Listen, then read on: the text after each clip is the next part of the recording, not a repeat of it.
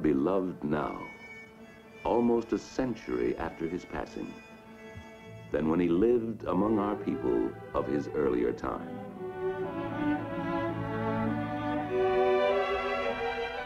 It is proper that his nation pays him honor by putting his likeness, grave and kindly, on the most abundant of our coins.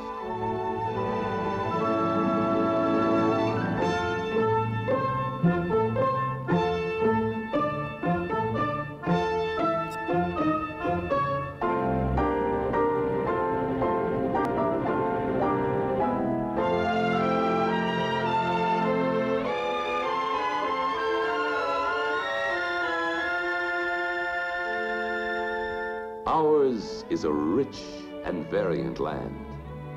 We are a prospering people, wherever we live or earn our livelihood.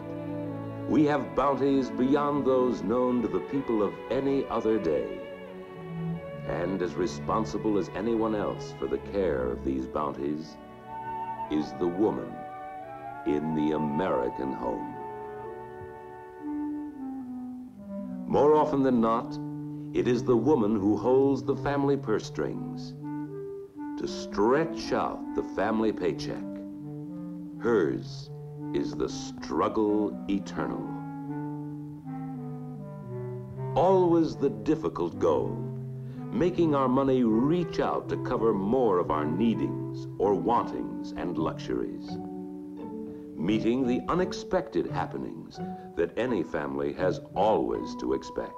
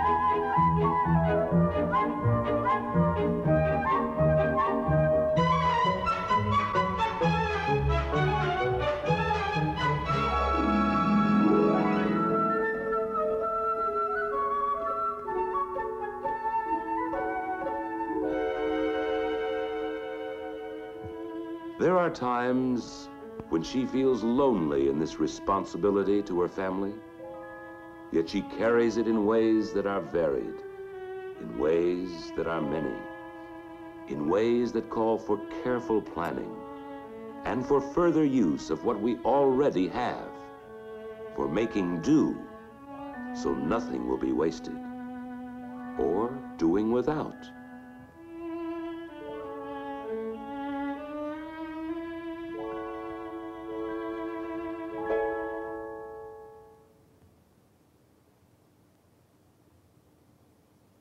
She unfolds and refolds the paycheck and molds it in the ways of thrift, making a fine art of doing so.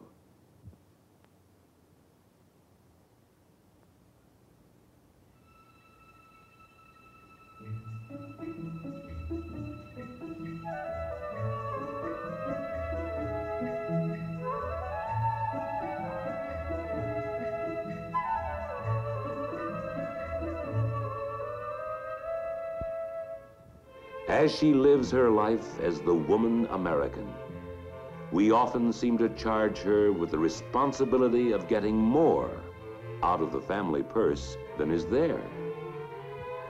Her art of working with the family helps provide us with the daily necessities and perhaps some of our delightful American privileges of life.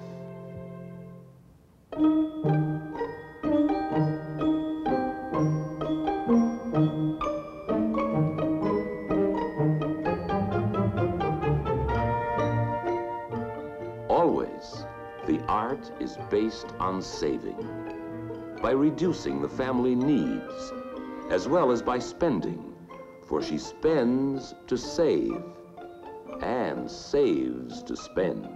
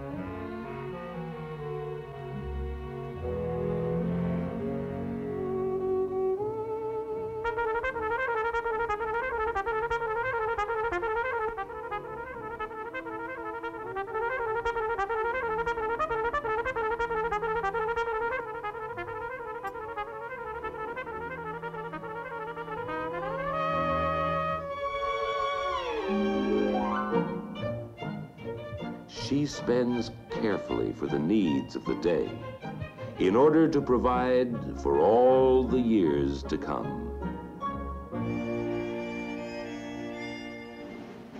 In any American home, the woman American uses the resourcefulness of her personal efforts to make the family money go round in the search for quality and price.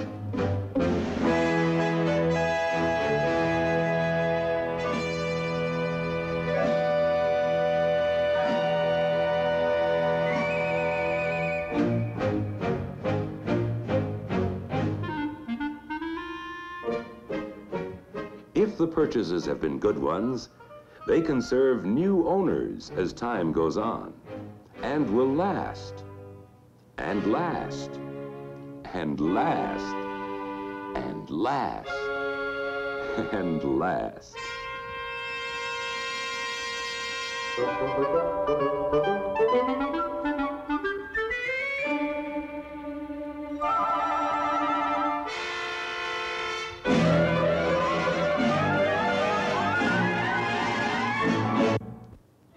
Those who sell and all who manufacture what is sold know that American women often have the deciding voice in whatever we come to buy. They offer her the romance, the adventure of choosing from foods gathered from the four corners of America, and indeed from all the world, all well lighted for selection, placed where she can reach them, arranged for time-saving as well as money-saving selection, even though she may shop only once a week. Behind all she sees and buys are suppliers and suppliers of suppliers, men and women who know how much the many pennies they save in handling what she buys before she buys may mean to her in individual purchases. These are pennies saved that enable her to give the family more for the penny. Looking for low price, she may be wiser than those who think the most is always the cheapest.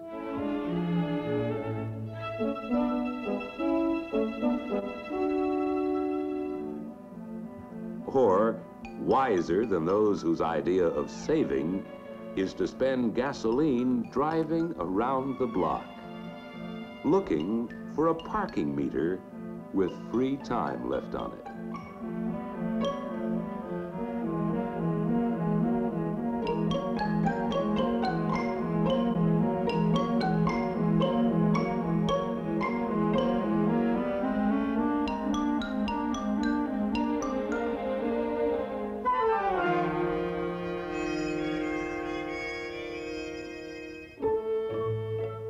thrift is concerned with weighing the cost of present needs against the rewards of saving for future necessities.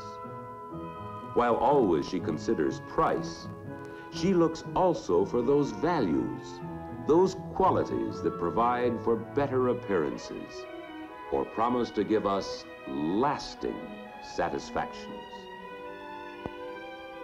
We see to it that whatever we buy is functional, that it is individually suited to the purpose for which we are to use it. The fine art of practicing economy with a larger view.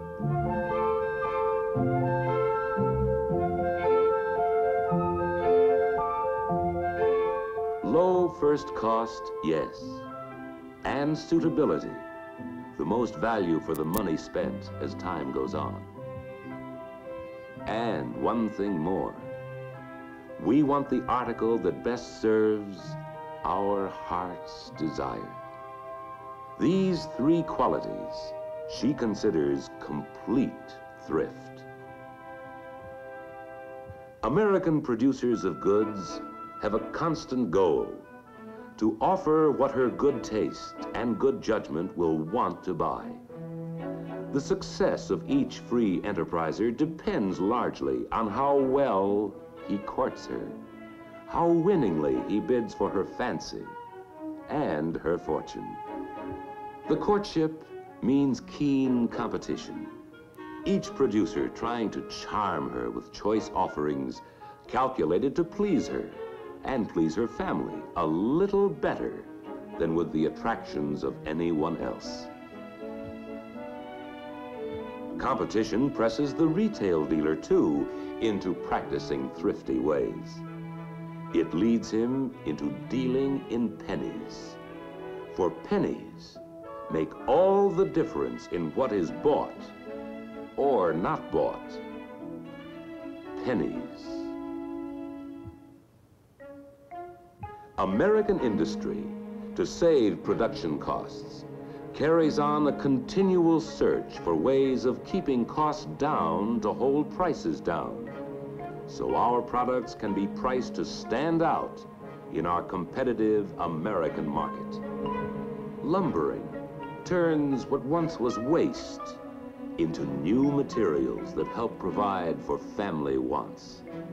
Better, more serviceable articles for us to use and treasure. Cellophane from sawdust, rayon from chips, lacquers and enamels from edgings, plastics from slabs, all from the cellulose of wood that once was wasted. Costs are lowered often and prices held down by packing only the concentrated goodness, the essence of the goodness, and so reduce the costs of shipping needless bulk. Volume is important in low cost. Any machine tool that turns out things we need may cost the same whether the machine is used to turn out a dozen or a million. With the big divisor of 1 or 2 million and more, the cost of each unit is less, and this is vital. Even fractions of a penny saved on each of the innumerable materials and individual operations that go to complete the final product may determine how much we get for our money and whether we buy or buy not. The supplier of metal makes better use of time and labor by building his plant near the foundry where engines are cast. The costs and the pricings are held down by devising an improved way of doing things more economically. The molten material is carried over the private road, running between supplier and manufacturer.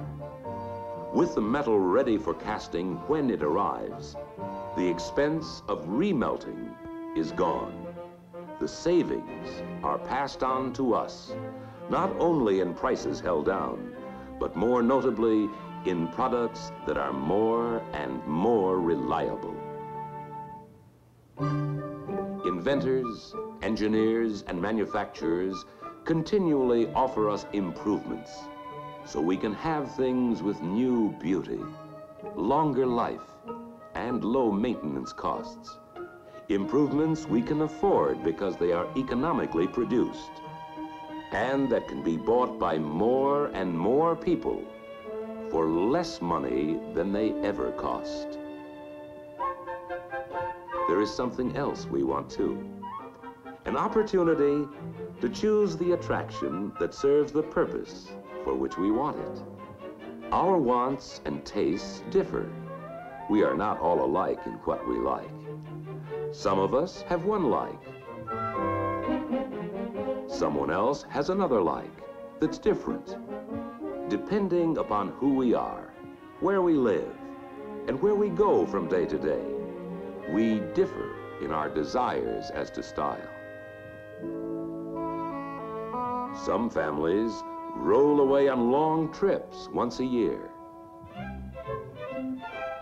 Others take their travel in weekend lots.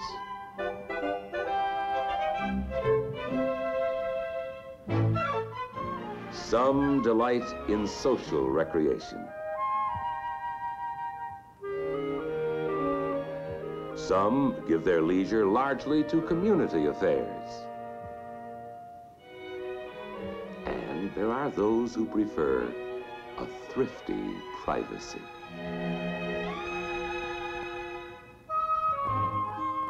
In many homes, the wife is a career woman.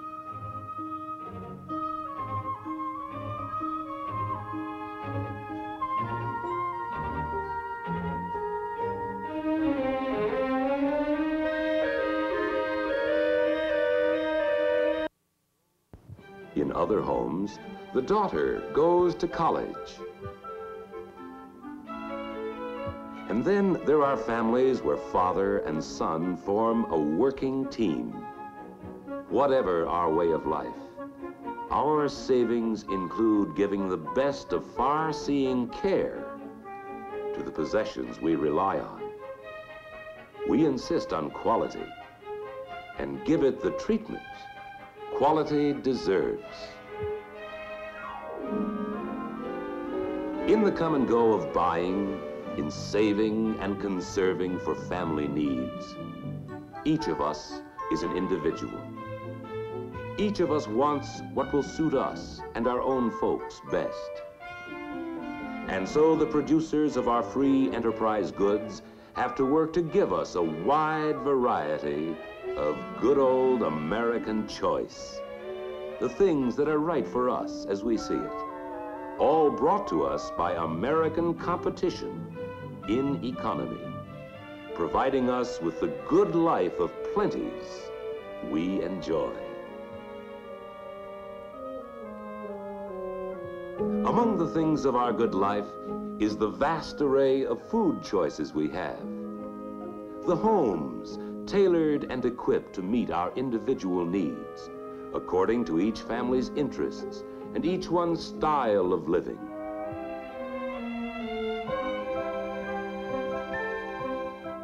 Competition puts labor-saving, time-saving devices in our homes that free a woman so she can add to the family income by carrying on with a working career.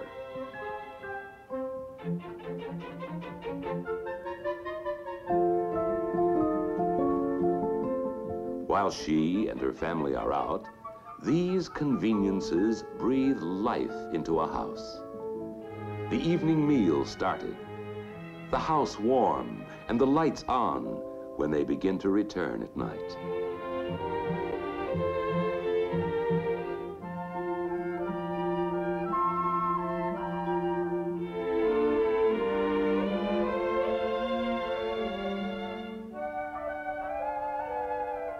Competition to win family favor makes it possible for us to be well dressed at the price we can afford to pay, low, medium, or high.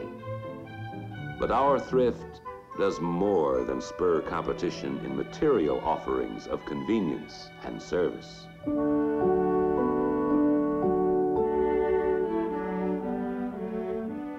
to provide for the well-being of others, as well as for our own. We have our charities, our churches, our synagogues, our cathedrals.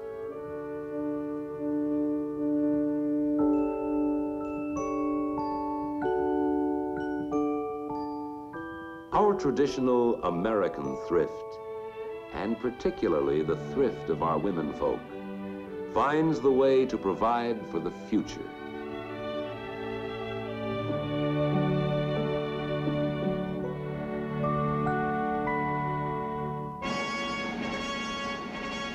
Our own security is important, but we save even more for our dependents of every age, the growing needs of our growing boys and girls. We save for years oftentimes, to spend on education. And our youngsters are able to attend schools that become more modern, schools that offer all of us a chance to improve what we know. As we choose, we have almost unlimited varieties of fun, ranging from the enjoyment of watching the antics of others, having the fun of doing ourselves, or seeing others do. We may indulge in all the excitement of water sports, or take our rolling waves powder dry. There is the choice of the quietness of games for just two,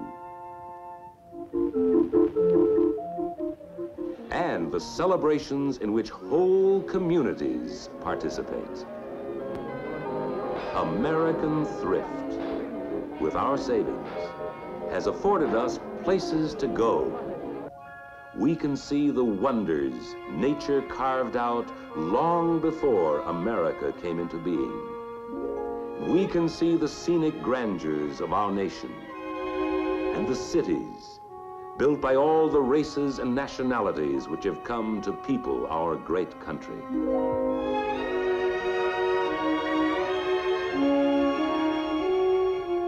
Our abundance is big and comes from bigness.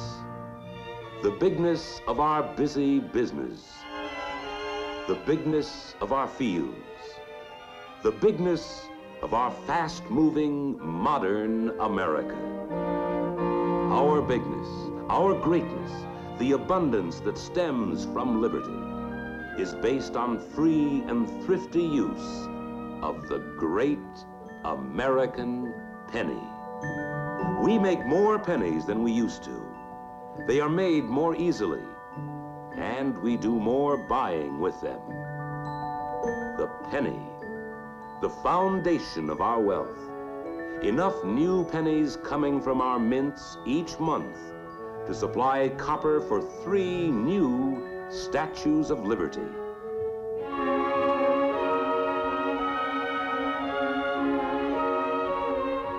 Originating in the spiritual values of liberty and spurred on by a thrifty sense of progress,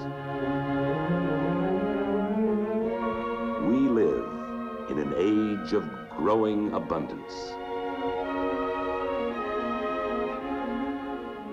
As we grow and see all that is so wonderful in our land, we may well remember it is all developed from the practical dreams of those who came before us, our founding forefathers.